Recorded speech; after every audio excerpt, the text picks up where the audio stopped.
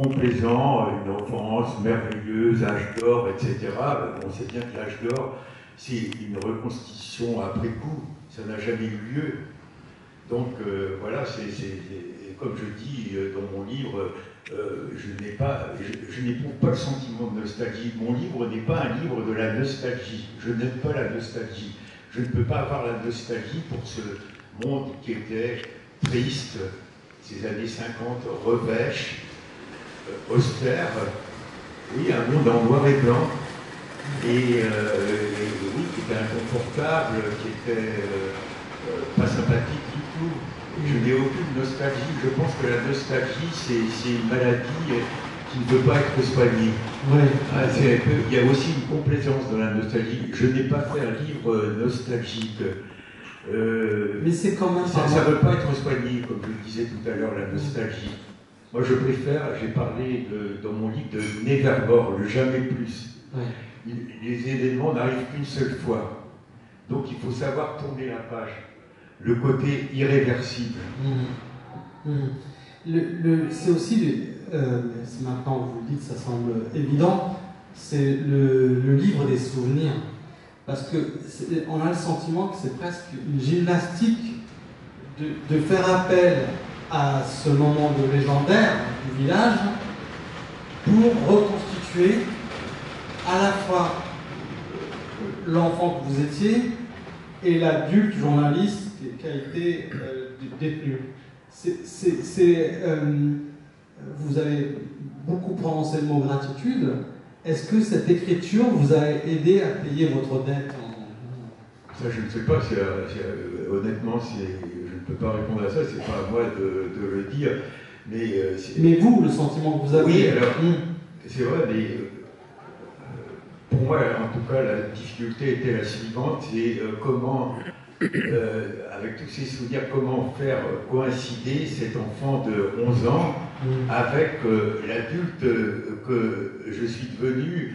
Vous voyez, toutes ces personnes empilées les unes aux autres, c'est ça un adulte. Hein, comment relier tout ça? Parce qu'on est celui qui écrit, évidemment, n'a rien à voir avec l'enfant que j'ai été. Donc, c'est quand même une très grande difficulté. Et alors, vous allez me dire, le lecteur se fiche éperdument que ce livre a donné beaucoup de mal à l'auteur, mais c'est un livre qui m'a donné beaucoup de difficultés. En plus de ça, je l'avais commencé pendant le Covid, et tout s'emboîtait parfaitement. J'enquêtais, parce que c'est aussi un livre d'enquête, c'est un livre de journaliste. Quelquefois on dit, ouais, c'est un livre de journaliste, pour dire le côté un peu superficiel, je le revendique.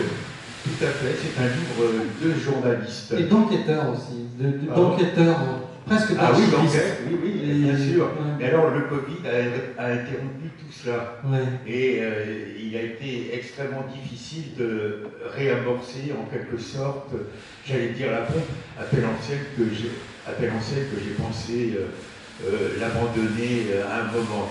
Je voudrais dire quand même quelques mots par rapport au Covid. Vous voyez, souvent on se dit le Covid, au fond, on se dit pour le Covid, au fond, c'était du pain béni pour les écrivains, pour ceux qui écrivent toute cette période là où vous êtes voué à une certaine oisiveté. Et bien moi, je ne pouvais pas écrire pendant le Covid. Je ne sais pas, peut-être parce qu'il y avait cette incertitude. Maintenant, on connaît la suite du film, mais il y avait peut-être aussi cette épée de Damoclès qui nuisait, je pense aussi à la création, je ne sais pas comment on peut appeler ça aussi, à l'inspiration. Donc c'était néfaste pour moi. J'ai interrogé beaucoup de gens autour de moi qui écrivent. Très curieusement, ils ont éprouvé la même chose. Je ne dis pas que mon exemple est significatif, mais c'est quand même intéressant cette période-là, de ce point de vue-là. C'était une période assez paradoxale, évidemment, parce que jamais les Français n'ont autant écrit.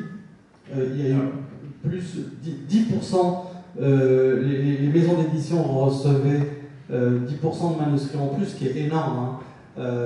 Et certaines maisons d'édition, même des très grandes maisons d'édition, ont dit stop, on ne reçoit plus de manuscrits. Et chez des écrivains, c'est le contraire qui s'est passé, c'est-à-dire qu'ils ont été asséchés par cette pandémie où ils n'arrivaient plus à écrire. Donc c'est ce qui vous est arrivé aussi visiblement. C'était assez paradoxal. Comme quoi, voilà, bon, c'est évident à dire, mais ça agit beaucoup. Il y a un court chapitre sur l'ennui. Oui. Vous pouvez en parler, parce que c'est très intéressant. L'ennui, c'est très important quand on vit en province, comme moi. C'est une chance, l'ennui. Aujourd'hui, les enfants, ils ne savent pas s'ennuyer, c'est vrai. Je ne vais pas dire en même temps, par rapport à ce que je disais tout à l'heure, avant c'était mieux, pas du tout. Hein. Et donc, oui, l'ennui, comment meubler l'ennui?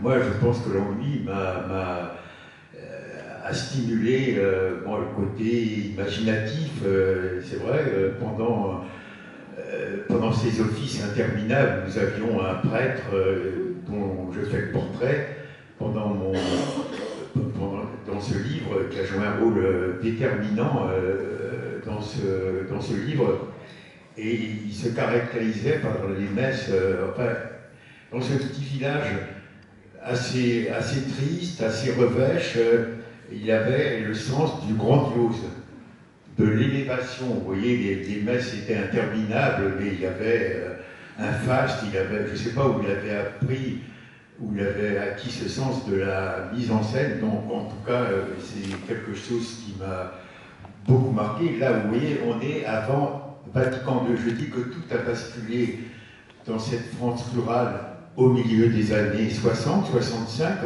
Vatican II, c'est 64, 65.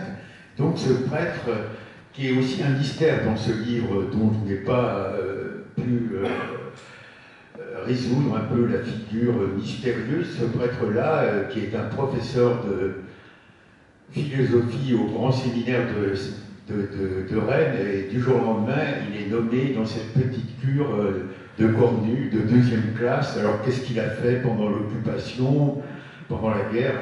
Là, j'ai essayé de savoir, et ça a été extrêmement... je n'ai pas de réponse à cette interrogation. En tout cas, voilà, l'ennui a joué un rôle très important. Très important, parce que je n'ai pas découvert à l'époque, vous voyez, le message de l'Évangile. C'est par la suite que le message de l'Évangile, la radicalité de l'Évangile m'est apparu, mais pas quand j'étais enfant. Pas quand j'étais enfant, absolument pas. C'était un monde, c'était une pastorale de la trouille. Vous voyez, nous étions marqués par le péché originel. Moi, ça m'a beaucoup marqué, toute cette éducation-là. Nous sommes marqués par le péché originel, l'homme est corrompu, etc. C'est ce que nous inculquait ce prêtre-là. C'était la morale qui importait avant tout, mais tout ce message de liberté, de tolérance, de fraternité, eh bien, on n'en parlait quasiment pas. Encore une fois, c'est après coup qu'il m'est apparu. À travers l'accident, c'est aussi un autoportrait entre eux, voilà, d'une extrême humilité, un homme qui met aussi en avant ses doutes. Et il y a une chanson d'Anne Sylvestre, pour ceux qui la connaissent, J'aime les gens qui doutent. Il faut nous la chanter. Non, jusqu'ici ça se passe très bien. Donc, mais regardez, voilà, J'aime les gens qui doutent, voilà. Et elle est merveilleuse, et voilà. Et je vais vous lire un court passage que tout à l'heure Jean-Paul m'a parlé. Et c'est. Oui. Oui. Et encore aujourd'hui, la maîtrise du discours ne me vient pas naturellement. Mais ça, c'est pas le jeu, c'est pas du... Oui, mais c'est pour chuter, pour terminer. Donc quand je pense que j'ai fait de la radio pendant 7 ans, je ne me suis jamais senti à l'aise avec l'expression orale. Ma vie de journaliste est métamorphosée d'un coup en passant de Radio France Internationale au Matin de Paris, donc de l'oral à l'écrit en gros. Et là, on peut leur dire, vous allez voir par applaudissement que vous avez parfaitement réussi votre oral. Merci. Non, mais...